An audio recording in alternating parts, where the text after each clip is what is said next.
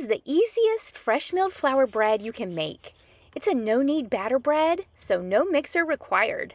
And look how soft and fluffy it is. Welcome y'all to Robin on the Farm.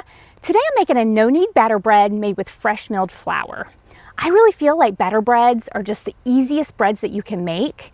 And when you make them with fresh milled flour, it's just a really simple, easy way to get all of that good nutrition from those whole grains and the fresh milled flour into our diets really easily without too much fuss, too much hassle in the kitchen.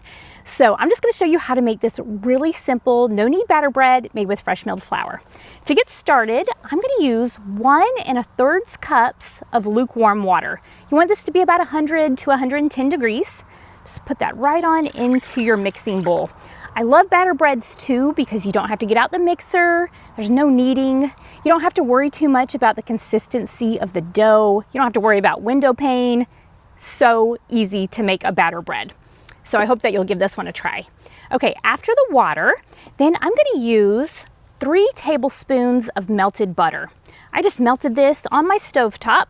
So 3 tablespoons of melted butter. You can also use oil if you'd rather do that. 3 tablespoons of oil. And after the butter, now I'm going to add some honey. I'm using 2 tablespoons of honey.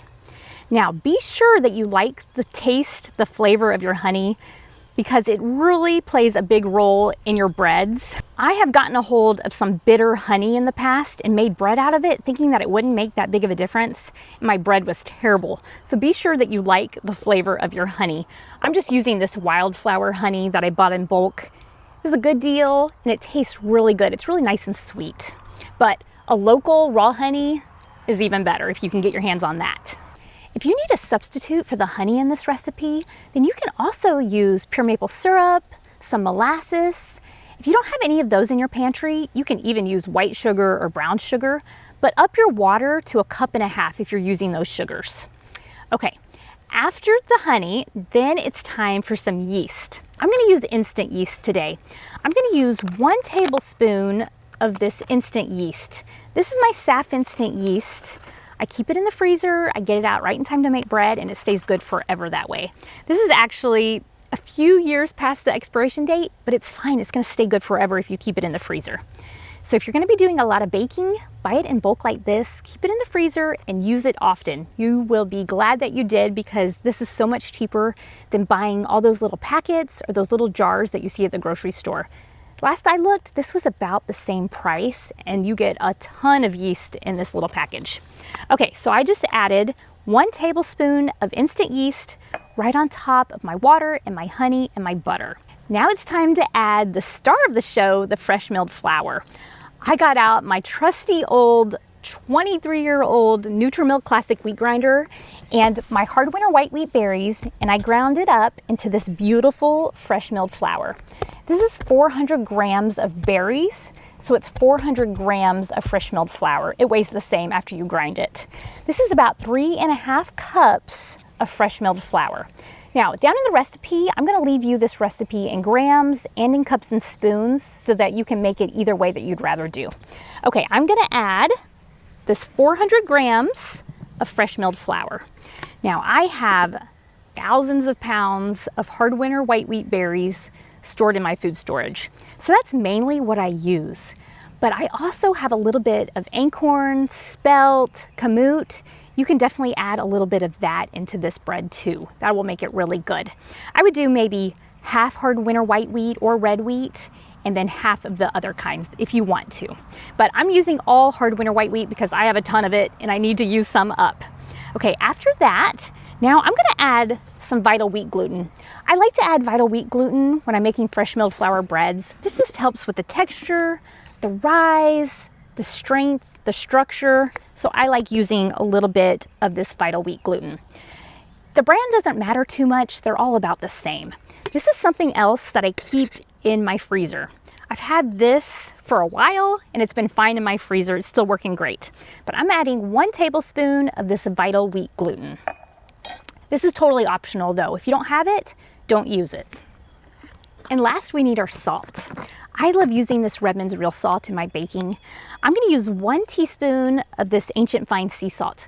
If you're on a special diet and you can't have that much salt, you can reduce the salt down to about a half a teaspoon, but it is going to taste better with 1 teaspoon. So I'm going to just measure this not over my bowl so that I don't over pour it. This is a really pretty light pink color. I love this salt. Okay, I'm adding 1 teaspoon right on in there on top of all of my other ingredients. Those are all of our ingredients now. Now I'm going to go ahead and mix this up. I'm using one of my Danish dough whisks.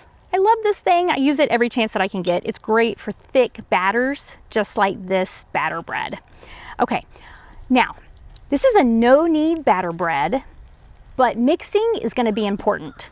So what you want to do is you want to mix this all up really well until there's no dry patches of flour, and then you're going to continue to mix this up for about 1 to 2 minutes. And that's going to help our gluten to develop and makes it so that this works being a no-knead batter bread. And you just want to spend about 2 minutes giving your dough a really good mix, just like this. Now you can see exactly what my batter looks like. It's definitely not a smooth ball of dough. It's definitely more like a really thick pancake batter. This is exactly what you want it to look like. But if yours is a little bit more wet and runny, or even if it's a little bit more thick than this, then that is okay for batter bread. You don't have to worry too much about the texture, which is one of the beauties of making a no-knead batter bread. Really, really easy for beginners. Now I'm gonna go ahead and cover this up. You can use plastic wrap, you can use a warm wet tea towel, and you're gonna leave it on your countertop and let it rise for about 45 minutes to an hour. After it's risen, I'm gonna show it to you. You'll know exactly what it should look like, and then it'll be time for the next step. My batter for my fresh milled flour, no-knead batter bread has been rising for 45 minutes. It's puffy, it's risen, it looks great. I don't know how I forgot to take my Danish dough whisk out of the bowl, but it's okay. Okay, now it's time to stir this batter down. Normally, it wouldn't be all stuck to my Danish dough whisk. But what you want to do is you want to deflate it. So go ahead and deflate it, give it a good mix. After you've deflated your batter and stirred it down, you can see that it's stretchy. That is a good sign that the gluten has developed even without kneading. I just love these no-knead batter breads. They're just so easy. Okay, now it's time to put this batter into a loaf pan.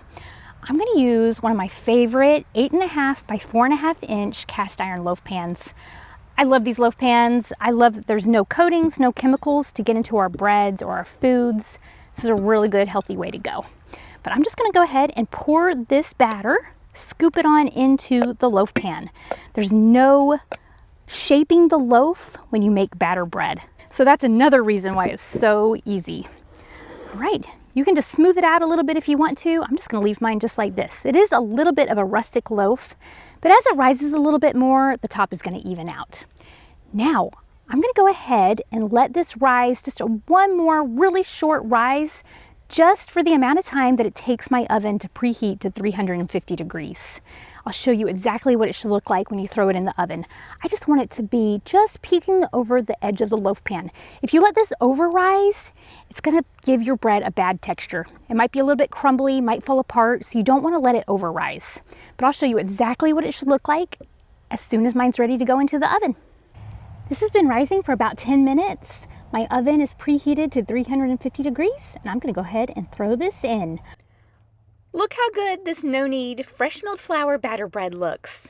I let this bake in the oven at 350 degrees for 30 minutes. I like to remove it from the loaf pan right away. It just slid right on out from the cast iron loaf pan because I oiled it up really well. I've noticed that batter breads tend to stick even more than normal breads, so be sure you oil yours up. And I like to cover mine with a tea towel to let it cool. You'll get a softer crust that way. Now, a lot of times I'll also brush the top with butter, but I'm just keeping it even more simple today.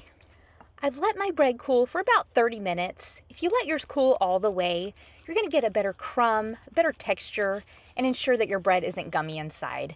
But I can't resist warm homemade bread. Look at that, soft, tender, light and fluffy crumb and crust, made completely with 100% whole wheat fresh milled flour. That's pretty incredible for a no-knead batter bread, especially made with fresh milled flour. This loaf took less than 2 hours to make, and it had very little hands-on time. And even better, there was no mixer, no kneading, no stress. This is such a nutritious and wholesome and absolutely delicious loaf of bread. I love this bread for open-faced sandwiches, a thick hearty slice to go with a meal, and most especially just spread with some peanut butter and some fruit preserves. It doesn't get much better than that. You can find the printable recipe for this no-knead fresh milled flour batter bread and our handmade beeswax bread bags that are a great alternative to plastic bread bags that keep your bread nice and fresh on my website, robinonthefarm.com. I've been baking with fresh milled flour for more than 20 years, and my fresh milled flour sandwich bread has been perfected. Be sure to check it out. Thanks so much for being here with me on the farm today. I'll see y'all for the next recipe. Robin's in the kitchen, dough beneath her hands, wheat from the fields and eggs from her lamb. Sunlight through the window, a warm golden glow. She's working hard to make that dough. With flour on her apron,